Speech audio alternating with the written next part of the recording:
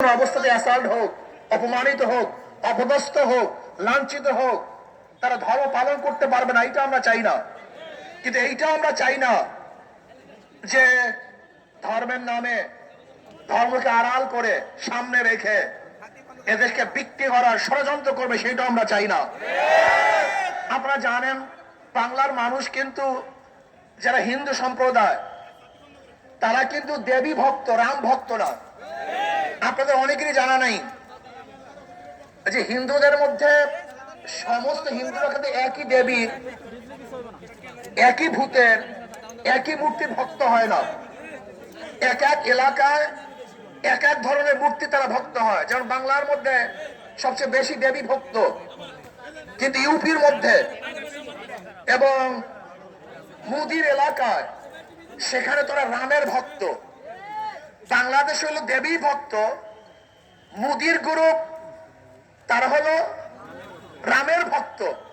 এখানে দেবী মূর্তি স্থাপন না করে রামের মূর্তি স্থাপন করার কারণটা কি একদিন চিন্তা করেছেন? এই চিন্তা কিন্তু অনেকেই করেন নাই।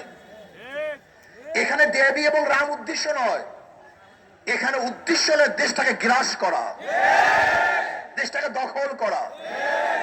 আজকে আমাদের স্বরাষ্ট্রমন্ত্রী যারা এই দেশকে প্রদেশ বানাতে চায়, ভাগ করতে চায়, তাদের বক্তব্যকে সিলিবক টান বলেছেন।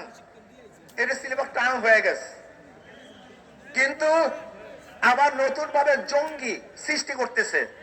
এই দেখেছেন কয়েকদিন আগে জঙ্গি নাটক শুরু হয়েছে।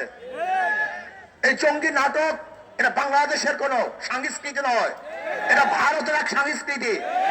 এই জঙ্গি নাটকের মাধ্যমেই এদেশের আলেম ওলামা মাদ্রাসা মুসলমানদেরকে ধ্বংস করার অস্ত্র হিসেবে ব্যবহার করেছে। আমার সরকার জঙ্গি নাটক শুরু করেছে। ভারতের বিভিন্ন লিডাররা ম্যাপ দেখায় যে বাংলাদেশ, পাকিস্তান, আফগানিস্তান, নেপাল, ভুটান সহ এই এরিয়া অখণ্ড ভারত হিসাবে তারা ম্যাপের মধ্যে বারবার প্রদর্শনী করেন যে আজকে হোক কালকে হোক এদেশ আবার ভারত হয়ে যাবে। শুভেন্দু অধিকারী সে তো আসার পরে ওই দেশটাকে একটা নরকে পরিণত করেছে, খুনের রাষ্ট্র পরিণত করেছে, ধর্ষণের রাষ্ট্র পরিচালনা করেছে। সেখানে মেয়েদেরকে ধর্ষণ করে হত্যা করা হয়েছে। আজকে সেখানে মসজিদকে ভেঙে দেওয়া হচ্ছে, মাদ্রাসাকে গুড়িয়ে দেওয়া হচ্ছে। আজকে জোরপূর্বক মুসলমানদেরকে শ্রীরাম বলতে বাধ্য করা হচ্ছে। এ দেশকে দখল করার হুমকি দিচ্ছে। আমি স্পষ্ট বলবো, বাংলাদেশের মানুষ সজাগ হন, সচেতন হন। এ দেশকে রক্ষা করতে হবে। আমরা জীবন দিয়ে হলে দেশকে রক্ষা করব। যেরকম জীবন দিয়ে, রক্ত দিয়ে আমরা আধিপত্যের বিরুদ্ধে আন্দোলন করেছে, সংগ্রাম করেছে, প্রয়োজনে আমরা আবারও জীবন দিয়ে দেশকে রক্ষা করবো ইনশাআল্লাহ। কোন অবস্থাতেই বিজেপি দেশ দখল করবে, আমাদের দেশে কর্তৃত্ব করবে, বাংলাদেশে একজন মুসলমান, একজন মুমিন জিন্দা থাকতে এই স্বপ্ন পূরণ করতে দেওয়া হবে না ইনশাআল্লাহ।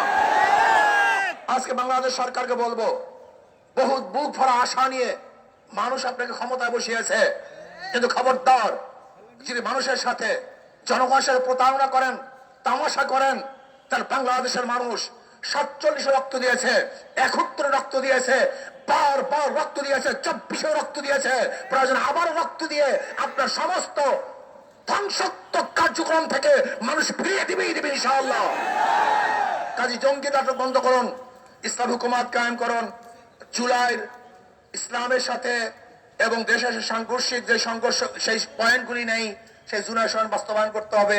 আল্লাহ আমাকে আমাদের সবাইকে কবুল করে নেন। আসসালামু আলাইকুম ওয়া রাহমাতুল্লাহ। আল্লাহুম্মা আমিন। রাব্বিরহামহুমা কামা রাব্বায়ানি সগীরা বিরহমাতিকা ইয়া আরহামার